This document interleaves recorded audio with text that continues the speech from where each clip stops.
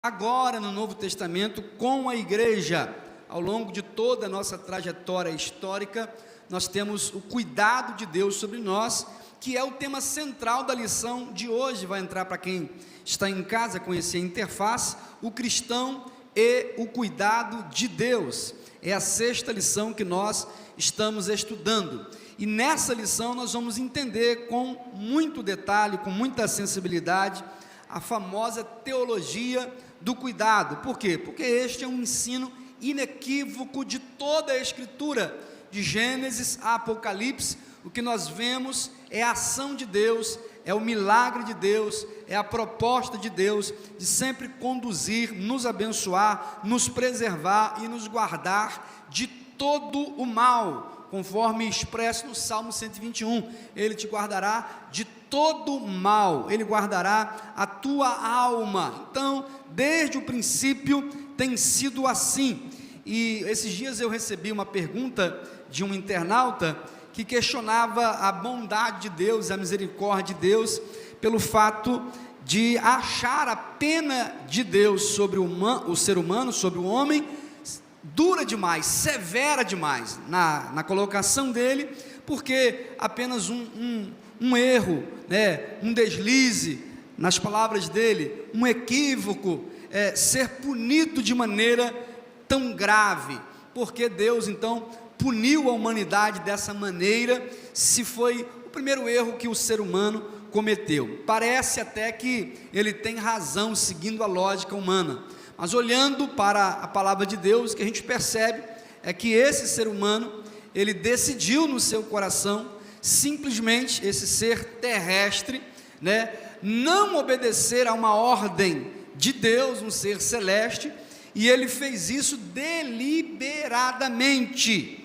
E essa pena, que aparentemente parece ser muito cruel, não foi, porque a palavra de Deus para o homem foi: o dia que dela comeres, certamente morrerás. Ele deveria morrer instantaneamente, não morreu. Não morreu por quê? Por causa da bondade de Deus, por causa da misericórdia de Deus, por causa da graça de Deus. Viveu mais de 900 anos, e Deus ainda entrou com providência. Deus deu a ele vestes, vestiu a este ser humano da sua vergonha, da sua nudez, do seu pecado, lhe dando proteção. Deus ainda fez mais, Deus foi atrás desse homem, Deus foi em busca desse homem. Deus pergunta no jardim: Adão, onde está? Adão está escondido, Adão está assustado, Adão está amedrontado, mas Deus está sempre em busca dele, e Deus provê todos os meios, inclusive mandando um sacrifício substituto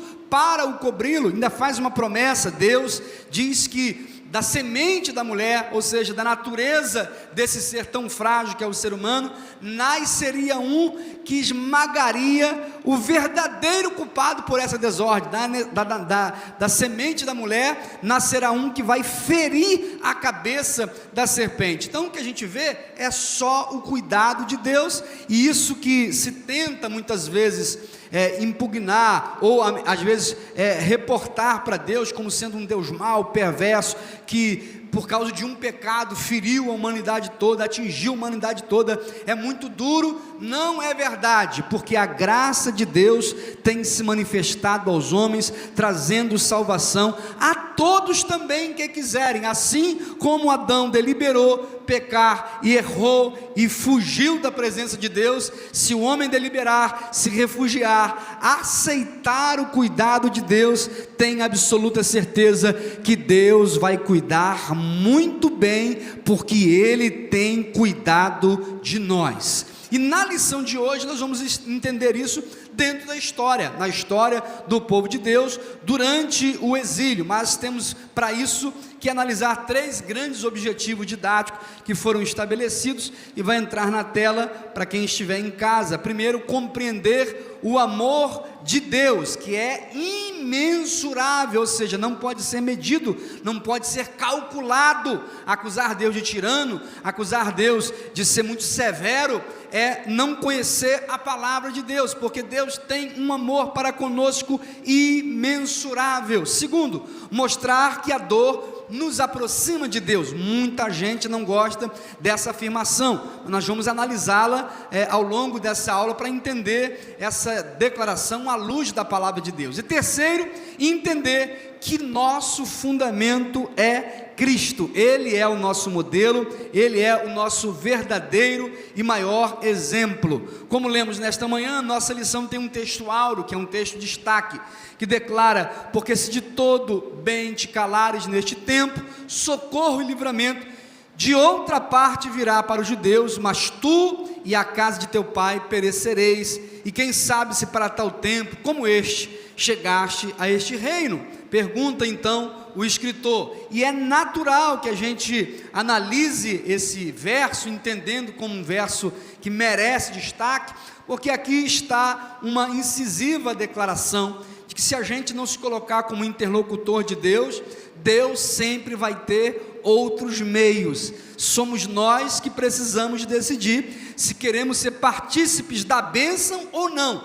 Eu já decidi ser abençoado, e abençoado não é quem recebe, já disse isso aqui, abençoado é quem recebendo não retém, mas chegando em você, passa por você e abençoa alguém que precisa mais do que você. Então você tem que ser instrumento de Deus para a vida de alguém. E aí o escritor pergunta: por que se de todo bem te calares neste tempo, socorro e livramento de outra parte virá. Então Deus vai sempre usar alguém, mas eu espero que seja você. Dá uma olhada para o teu irmão e fala assim: Deus está contando é contigo, Ele quer usar é você, tá? Se você não ficar no lugar, Deus vai usar outra pessoa, né? Inclusive há uma declaração muito clara no Evangelho, em que Jesus disse: se nós nos calarmos, quem vai clamar?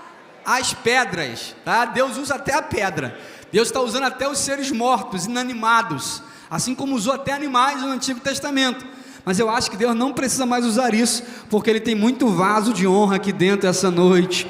Ele tem muita gente que está nos assistindo em casa nesta manhã, me desculpe. Então, se você se coloca na posição, se você coloca no lugar, naturalmente Deus vai te usar. E a nossa verdade aplicada, o caráter da rainha Esther ensina como submeter-se à vontade de Deus e apreciar seu cuidado constante. Portanto, a vida de Esther é uma vida digna, é uma vida honrosa pela fé, a maneira como ela se conduziu, a maneira como ela pautou o seu comportamento com base na palavra de Deus, traz luz e entendimento à nossa percepção do que de fato é servir a Deus, do que de fato é ser um cristão. Então, avançando no nosso ponto de partida, nós devemos nos submeter à vontade de Deus. Por que o comentarista pôs isso como nosso ponto de partida? Simples, porque a vontade de Deus, ela é boa, ela é perfeita e agradável. E, irmão, isso aqui às vezes é um paradoxo, porque nem sempre a vontade de Deus vai ser só flor, tá? Às vezes a vontade de Deus é também que você passe pelo deserto. E tem gente que parece que não aceita. Se Deus faz uma coisa boa, Deus é bom. Mas se Deus permite que alguma coisa grave aconteça, Deus já não é mais bom. Mas Deus é bom o tempo todo. O tempo todo Deus é bom. Ele é bom todo dia e o dia todo. Nós é que precisamos entender e nos submeter à sua vontade. A imagem da apresentação que entrou aí, apresenta aí Jesus na cruz. Foi a vontade de Deus, sim ou não? Sim ou não, irmãos? Sim. Jesus até questionou: Senhor, se for da tua vontade, faz o quê? Aparta de mim este cálice, todavia seja feita a tua. Então, às vezes a vontade de Deus é que você passe também pelo Calvário. Mas o que vem depois do Calvário? Depois do Calvário vem o maravilhoso acontecimento da ressurreição. Portanto, a morte não é o fim, o sofrimento não é o fim. Para o servo de Deus, o choro pode durar uma só, tá? Uma noite, tem um tempo contado, mas a alegria virá pela manhã. Irmão, dá uma profetizada para quem está perto de você: a tua prova está contada, vai parar, vai acabar, o tempo de cantar vai chegar, porque o choro só vai durar uma noite. Aceite a vontade de Deus, Pastor, mas está doendo muito. Eu sei, claro que sofrimento, a gente vai ver isso aqui na lição, não é uma coisa boa, mas na vida cristã não existe derrota, ou é vitória, ou é lição. Então, se você acha que não foi vitorioso, Deus está te ensinando muita coisa no meio dessa prova, mas essa prova vai passar e o nome do Senhor vai ser glorificado na sua vida. Então, na introdução, o comentarista destaca que nesta lição nós veremos que muitas vezes a dor é o agente que nos leva a buscar a Deus. Não deveria ser, e eu vou mostrar já, mas o ser humano, ele é muitas vezes resoluto de coração em desobedecer, em não submeter, é um Paulo da vida. Deus tem que pegar e meter as esporas nele, né? E ainda dizer, olha, duro vai ser para você recalcitrar contra os meus aguilhões, porque quando Deus chama, Ele chama com poder e autoridade.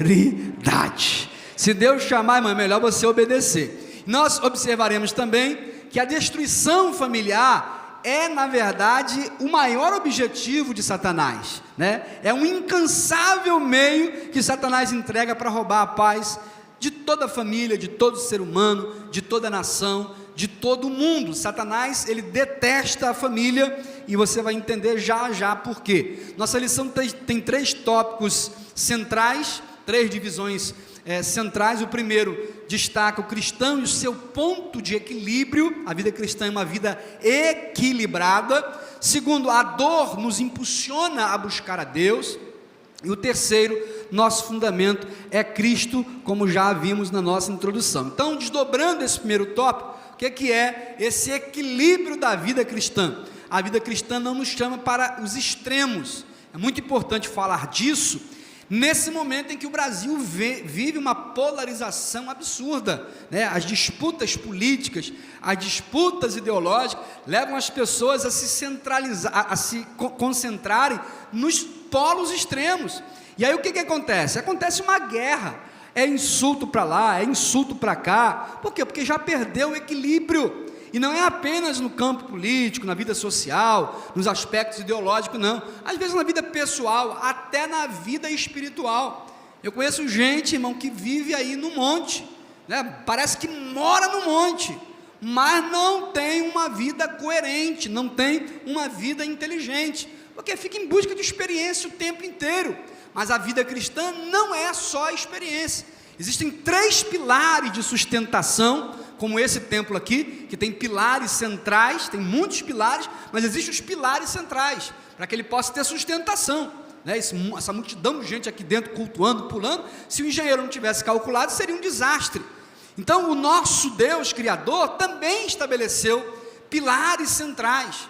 Então, o primeiro pilar é a doutrina, o segundo pilar é a experiência, e o terceiro pilar é a prática. A vida cristã é vida cognitiva, é vida inteligente, é vida coerente, né? É vida também experiente. As experiências fazem parte da vida cristã, mas a experiência não pode dar base para formar a doutrina. O que forma a doutrina é a palavra de Deus.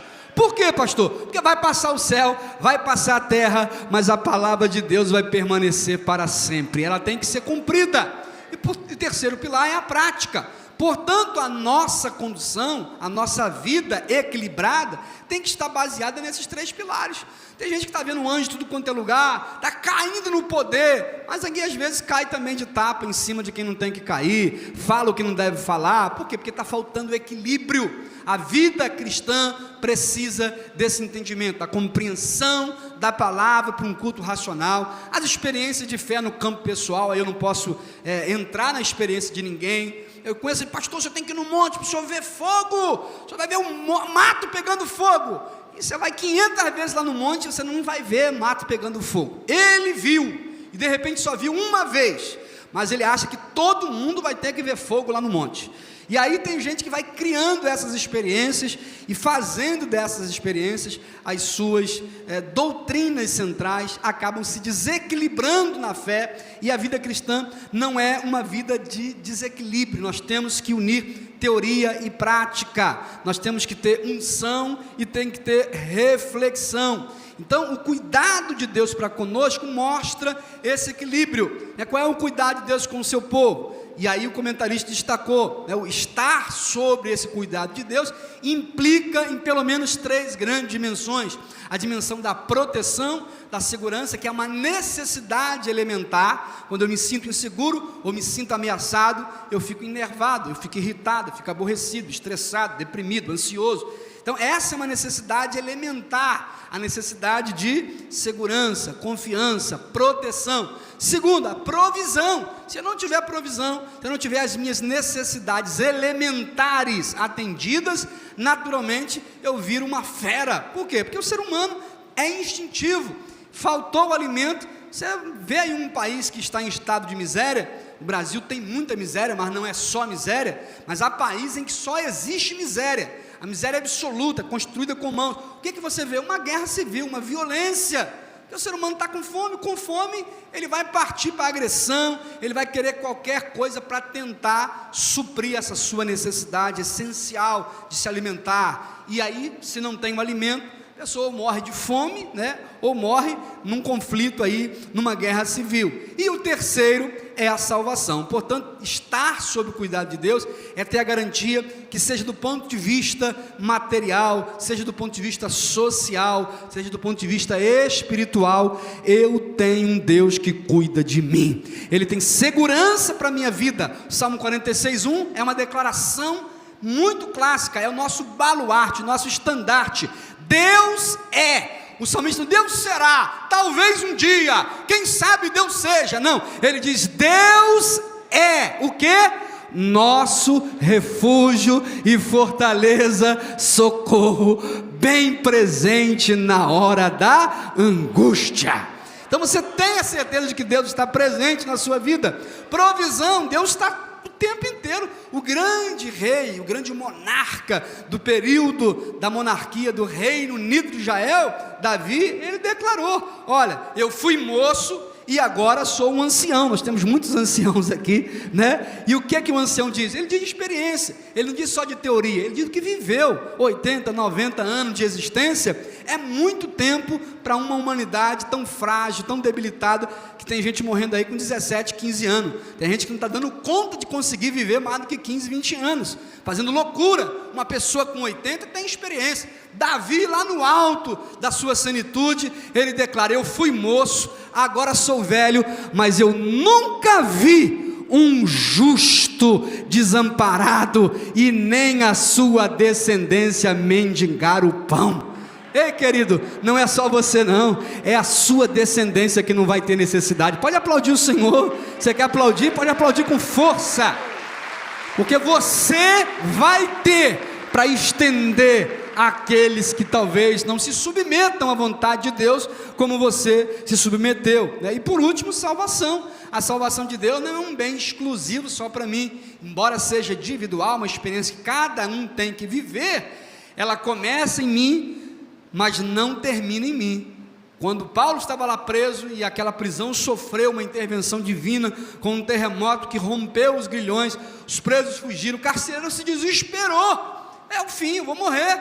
Não só eu, a minha família também, porque o imperador vai matar a mim, depois vai procurar a minha família, vai matar a minha família inteira. Qual foi a palavra que saiu da boca de Paulo?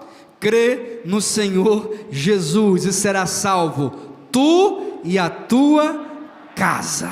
Sabe por quê? Começa em você, mas não termina em você. O Senhor te abençoará desde agora e para sempre. Até a tua 4ª e a tua 5ª geração vai ser abençoado para a glória de Deus. Se fala muito em maldição hereditária. Olhando para essa lição, a gente tem que começar também a falar em bênção hereditária. De vez em quando solta o verbo, irmão. Sobre tua vida vou profetizar, nenhuma maldição te alcançará. Fala para o seu filho, sei que Deus tem para ti um manancial, cujas águas nunca cessarão. Não vai cessar não, vai começar agora, mas vai durar para sempre, em nome do Senhor Jesus. No 1.2, desdobrando, o Senhor deve guiar nossa vida. Está na tela para quem está em casa. Porque uma vida guiada por Deus é pautada em princípios e propósitos, irmão. Não é pautada em interesses, não é pautado em aparência, é pautado em essência. O que Paulo disse lá em Romanos 8, 28? Todas, ele não disse algumas coisas, ele diz todas as coisas cooperam para o bem de quem? Daqueles que amam a Deus. Mas tem uma vírgula depois, você nunca leu até o final? Segundo o seu propósito, irmão. Porque tem gente que, não, isso aqui quer dizer que eu vou ser só vitória. Vitória sobre o quê, irmão? É vitória sobre luta. Para ter vitória você tem que ter luta. E aí é que está a complementação do versículo, segundo o seu propósito. Por isso que eu disse, não há derrota, ou é vitória ou é lição, e a lição também é uma vitória, porque nós precisamos aprender sempre, e é aprendendo que a gente desenvolve a nossa santificação, porque a vereda do justo é como a luz da aurora, que vai brilhando, brilhando, brilhando, até ser dia perfeito. Isso aí, irmão, é isso que é o segredo, tá? Segundo Deus dirige nossa vida desde o início, desde a origem da vida. Pastor, e quando começa a vida? Aqui está a grande discussão dessa sociedade.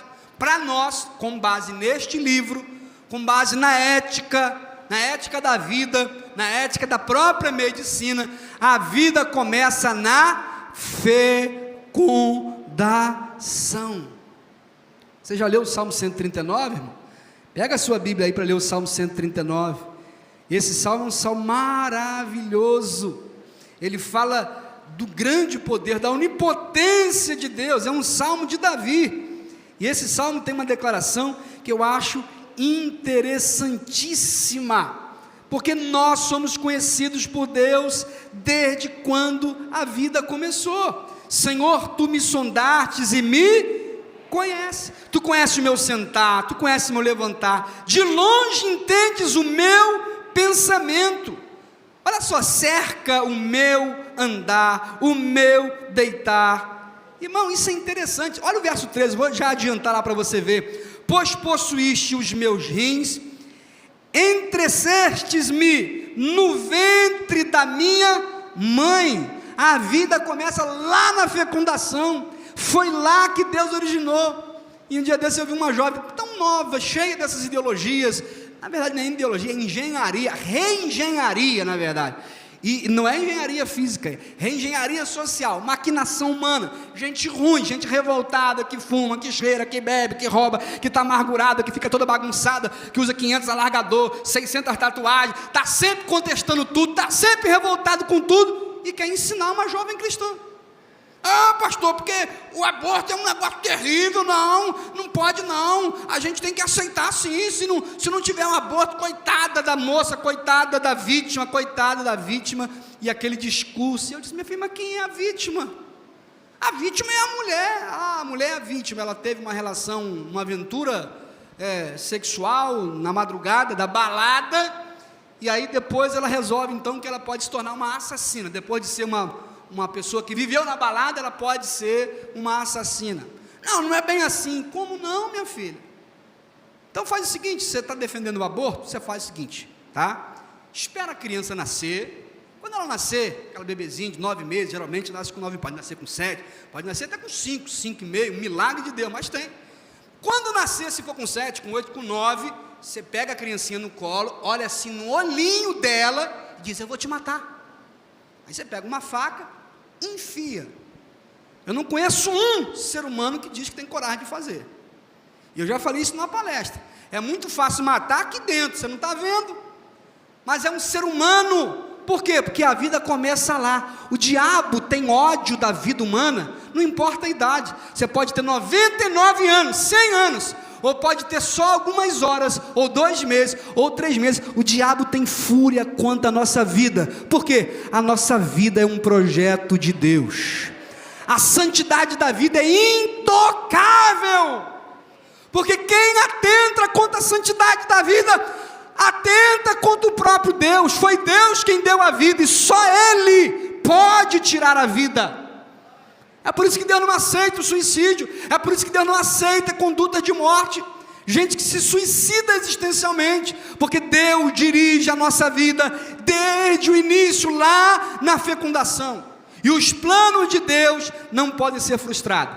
Então o diabo não tem, o quanto antes, Deus sabe, olhando para esse terceiro estágio aí, os planos do Senhor não podem ser frustrados. Eu quero que você entenda, Deus sabe, o diabo também, o diabo sabe do risco que é uma vida que é conduzida, que é guiada pela palavra de Deus, se torna uma potência na mão de Deus. Por isso, quanto antes ele quer destruir, ele odeia crianças.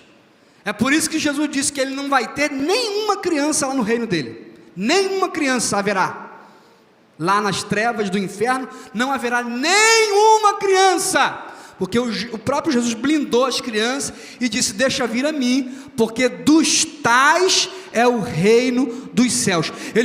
O diabo pode praticar 1 milhão de abortos, 1 bilhão de abortos, nenhuma vida de criança descerá à sepultura do inferno, porque eles já estão garantidos no reino dos céus. Agora